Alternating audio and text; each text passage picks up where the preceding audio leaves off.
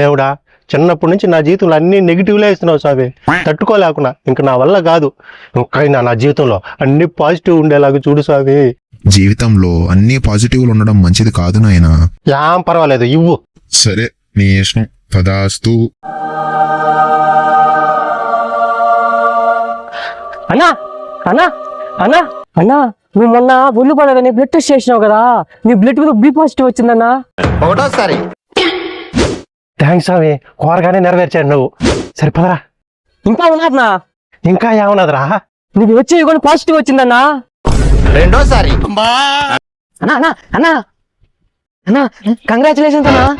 దేనికిరా? మొన్న urine test కి ఇచ్చినావు కదా, దాంట్లో నీకు ప్రెగ్నెన్సీ పాజిటివ్ వచ్చిందన్నా. ఏం మాట్లాడుతున్నావురా? నరాలు కట్ అయిపోయింది. ఇదేం కర్మరా దేవుడా. అయిందా? బాగైందా? ప్రతిదానికి ఓవర్ ఎక్స్ప్రెషన్. అన్ని పాజిటివ్ ఉండేలాగా చూడు స్వామి. ఇప్పుడు అనండి. ఏ అనరే, నోరు పడిపోయిందా?